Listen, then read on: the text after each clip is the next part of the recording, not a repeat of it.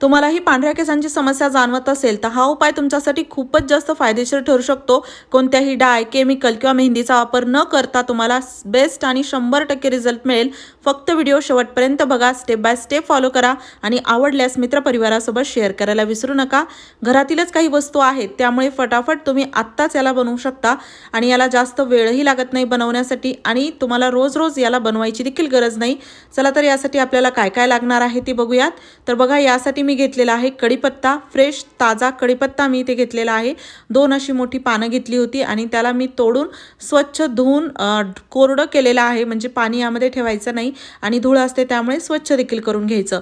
त्यानंतर ना आपल्याला इथे लागणार आहेत काळे तीळ। काळे तीळ जे आहेत ना, साधारण 1 चमचाभर मी काळे तीळ घेतलेले आहेत आणि काळे तिळांचा नक्की वापर करायचा। पांढऱ्या तिळांपेक्षा काळे तीळ आपल्याला इथे खूप जास्त रिझल्ट लवकर देतात, त्यामुळे मी काळे तीळ वापरलेले आहेत। आणि हो, तुम्ही हा व्हिडिओ कोणत्या गावातून किंवा शहरातून बघत आहात ते मला कॉमेंट बॉक्समध्ये नक्की सांगा, जेणेकरून माझा व्हिडिओ कुठे कुठे पोहोचला मला ते कळेल। यानंतर बघा, आपल्याला इथे लागणार आहे जवस। जवस खाण्यामध्ये देखील तुम्ही वापर करा, म्हणजे चटणी म्हणा किंवा असं जवस भाजून खायचं जेवण झाल्यानंतर, जसं आपण हे बडीशोप खातो तशा टाईपचं। आहारामध्ये तर वापर कराच, त्यासोबत या पद्धतीने देखील जवस वापरा, तुम्हाला याचे भरपूर फायदे मिळतील। केसांसाठी तर फायदे आहेतच, हेल्थ रिलेटेड इश्यू देखील यामुळे कमी होतात आणि काही नाही, चवीला देखील खूप चांगलं लागतं। चटणी तर तुम्ही घरामध्ये जवसाची खातच असाल, तर अशा प्रकारे देखील वापरून बघा। त्यानंतर ना आपल्याला इथे लागणार आहेत मेथीदाणे।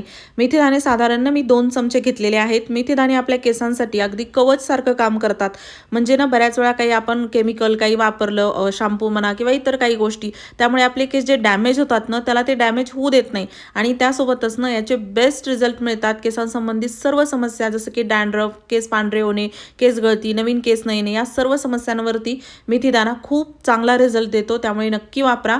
त्यानंतर ना इथे मी शिकाकाई वापरलेली आहे। शिकाकाईच्या शेंगा माझ्याकडे थोड्या होत्या आणि काही पावडर होतं, तर ते दोन्ही मी यामध्ये टाकलेलं आहे। शिकाकाई किराणा मालाच्या दुकानात अगदी स्वस्तात मिळते, नाही मिळाली तर नाही घेतलं तरी चालतं, पण असेल तर नक्की वापरा। त्यानंतर ना मी इथे आवळ्याचं पावडर वापरलेलं आहे, कारण की माझ्याकडे फ्रेश आवळा नव्हता ताजा, किंवा जे आवळ्याचं बारीक आपण वाळून ठेवतो ना फोडी, त्या देखील नव्हत्या, म्हणून मी आवळ्याचं पावडर वापरलेलं आहे।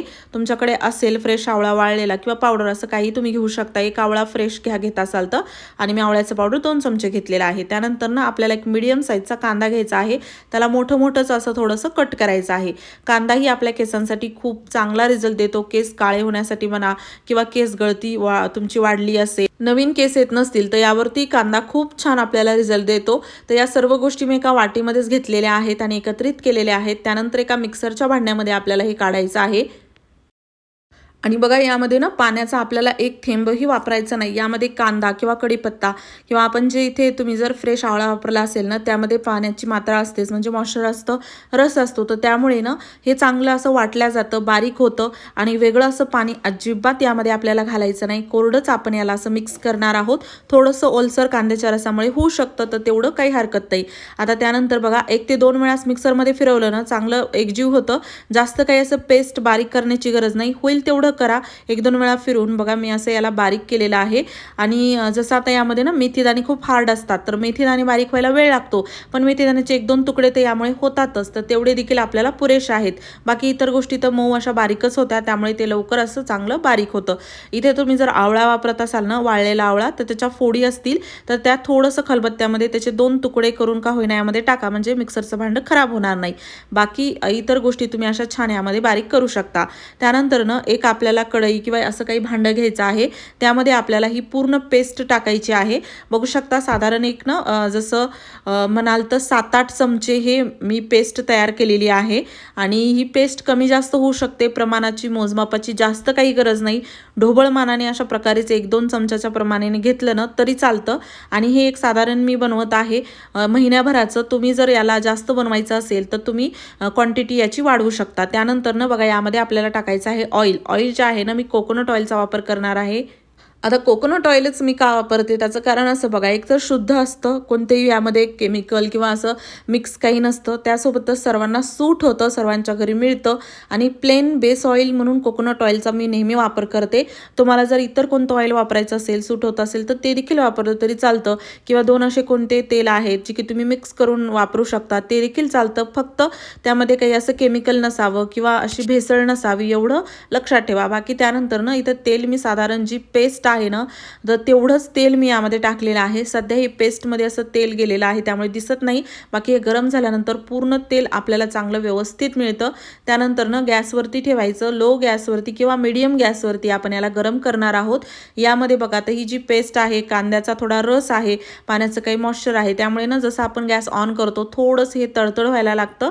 तर तुम्हाला जर मोठं भांडं घ्यायचं असेल तर ते देखील घेतलं तरी चालतं. आता इथे ना आपल्याला जे तेल आहे ते व्यवस्थित असं गरम करायचं आहे. गरम म्हणजे हे पूर्ण जी पेस्ट आहे ना, तर ती अशी डार्क ब्राऊन कलरची होईपर्यंत आपल्याला गरम करायचं आहे. काळी कुट्ट जरी नाही झालं तरी चालतं. फक्त यामधील बाकी इतर गोष्टी तर बारीक आहेत, तर लवकर चांगल्या यामध्ये गरम होतात. पण यामध्ये जे कांदा आहे तो आता सध्या कसा पांढरट थोडासा दिसतो, तर तो दिसला नाही पाहिजे. तो पूर्ण असा लालसर झाला की समजून जायचं की आपण हे व्यवस्थित असं बनवलेलं आहे. तुम्ही जर याला योग्य टेम्परेचरवरती गरम केलं नाही तर तेल हे खराब होऊ शकतं, जास्त दिवस टिकणार नाही. त्यामुळे याला व्यवस्थित गरम करणं, योग्य टेम्परेचरवरती याला गरम करणं खूप गरजेचं आहे. आता बघा मी गॅस मीडियमच ठेवलेला आहे. मीडियम गॅसवरती हे चांगलं गरम होत आहे आणि यामध्ये अजिबात जास्त वेळ लागत नाही. यामध्ये तुम्हाला सारखं हलवायची गरज नाही किंवा हात घालून बसायची गरज नाही. इतर घरातील कामं करत असतानाच तुम्ही हे केलं तरी चालतं. अगदी एका म्हणजे 5 मिनिटामध्ये हे बनवून तयार होतं. तुमच्याकडे जर जास्वंदाची फुलं असतील ना, तर जास्वंदाची फुलं यामध्ये तोडून टाका, अजूनच तुम्हाला चांगले रिझल्ट मिळतील. मी कधी जास्वंदाची फुलं टाकायचे, कधी असं बनवायचे. आणि जर फुलं नसतील तर पानं जरी असतील तरी टाकले चालतात. फक्त धुवून स्वच्छ कोरडे करून यामध्ये टाकायचे.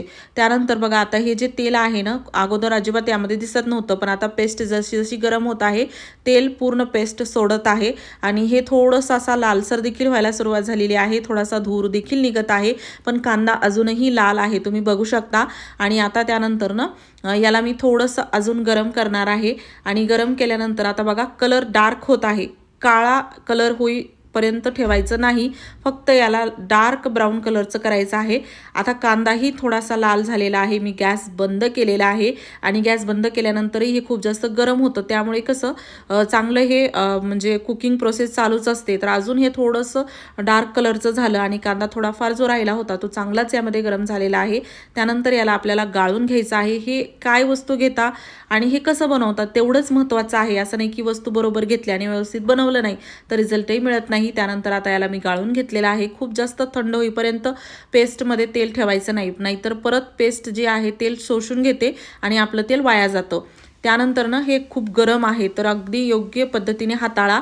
आणि तेल बघा अजून पेस्टमध्ये खूप सारं असं तेल आहे, तर ते यामध्ये चांगलं पेस्टमधून निघेपर्यंत मी वाटीमध्ये हे असंच व्यवस्थित ठेवलं आणि बघू शकता तेलाचा कलर खूप छान आलेला आहे, वासही छान येत आहे. आठवड्यातून 2 वेळा का होईना या तेलाने नक्की मालिश करा, तुम्हाला बेस्ट रिझल्ट मिळतील. आणि या संबंधित काही प्रश्न असतील तर कॉमेंट बॉक्समध्ये विचारा. व्हिडिओ आवडला असेल लाईक करा, शेअर करा. चॅनलवरती नवीन असाल सबस्क्राईब करायला विसरू नका.